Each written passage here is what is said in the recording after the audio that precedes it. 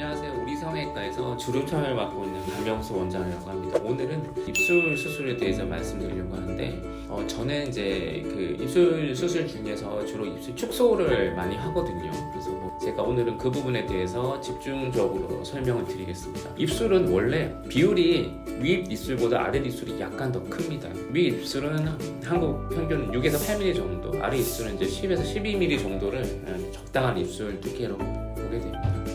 그럼 이제 내가 거울을 봤을 때 윗입술이 아래입술보다 크다. 그러면 왜 입술이 커졌냐? 이거에 따라서 수술도 달라지거든요.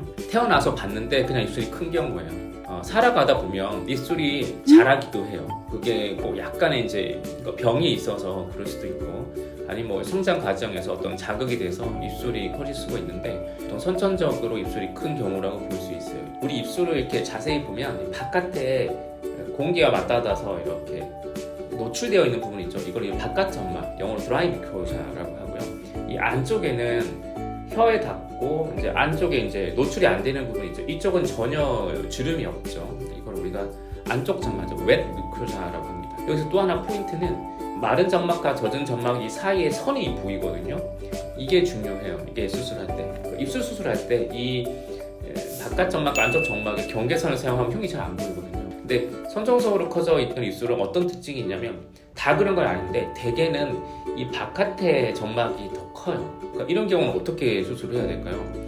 이 경계선을 기준으로 바깥의 점막을 자르는 식으로 수술을 하게 돼요. 근데 여기서 중요한 거는 요만큼 자르면 이게 얼마나 줄어드나 헷갈리는데, 생각보다 이 바깥에는 조금만 잘라도 엄청 입술 양이 줄어요. 내가 자르는 점막이 중요한 게 아니고 남아있는 게 얼마나 남길 거냐, 이걸 생각하고 잘라야 돼요. 남겨져 있는 입술의 양이 정상적인 수준으로 남기는 게 되게 중요합니다. 두 번째는 이제 입술이 커진 경우인데, 지방을 넣던지 필러를 넣던지, 그러니까 일반 병원에서 한 거죠. 사실 이것보다 더 많은 게 이제 야매라고 하죠. 불법으로 뭘 입술을 맞은 경우. 근데 이렇게 불법으로 맞으신 분들은 병원에 올 때 되게 부끄러워하거든요. 되게 흔하다 이렇게 생각하고 그냥 병원에 방문을 해서 원장님하고 상의하면은 그게 어렵지 않게 해결이 되니까 꼭 병원에 방문해서 물어봐야 돼요. 전혀 부끄러워할 필요가 없습니다. 근데 이 후천적으로 커져 있는 입술의 특징은 뭐냐면 안쪽이 커져 있어요. 바깥에를 키우려고 키운 게 아니고 그냥 크기 자체를 증가하려고 키우다 보니까 입체적으로 이렇게 커졌겠죠. 안쪽 점막이 되게 큰 거죠. 볼륨이 커지면서 이게 입술이 커진 거라 수술 방법이 아까랑 조금 달라요. 젖은 점막과 마른 점막의 경계선 기준으로 약간 안쪽 점막을 많이 잘라야 됩니다. 근데 여기 특징은 뭐냐면 바깥 점막보다 조금 더 과감하게 잘라야지 좀 줄었다고 느낄 수 있어요. 선천적으로 큰데 또 넣은 경우도 있어요. 그런 경우는 바깥쪽도 같이 잘라줘요. 후천적으로 이물질 넣어서 커진 경우는 시간이 지날수록 악화돼요. 왜 그러냐면 이물질 싸고 있는 입술의 근육이 갈수록 힘이 약해지거든요. 이거 계속 뒤집어져요. 한 번 뒤집어지기 시작하면 이제 안쪽 점막이 막 보이기 시작하거든요. 그래서 이제 제가 말씀드리고 싶은 거는, 이물질이 있다 그러면은 축소 수술을 받아야 된다. 그래야 이게 뒤집어진 게 안으로 말리면서 빨리 복원이 된다.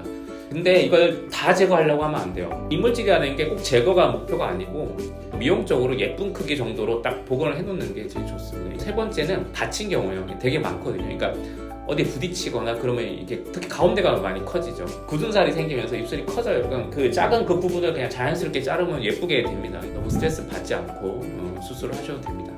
되게 어려운 케이스들이 나타나요. 뭐냐면 이 입술에 그 이물질을 넣었는데 이게 밑으로 이동이 되죠. 그래서 이 빨간 살이 아니고 밑에 요 피부 살 쪽이 부풀어 오르는 경우가 있어요. 이런 경우도 똑같이 수술해야 돼요. 그러니까 입술로 뒤로 접근을 해서 안쪽에 그 이물질을 제거를 하면 입술에 이물질이 제거가 돼서 없어졌기 때문에 이 이물질하고 정상 조직이 밀려있던 게 위로 올라와줘요. 정상적인 수술 그대로 해야 돼요. 그러니까 이 바깥으로 찔 게 아니고 아까 입술 수술했듯이 맞은 점막과 젖은 점막 사이로 들어가서 안에 이물질을 좀 제거를 하면 이쪽으로 올라와 줬거든요. 절대 절개를 밖으로 하지 말고 원래 입술 수술처럼 젖은 점막과 마른 점막의 경계선으로 들어가야 됩니다.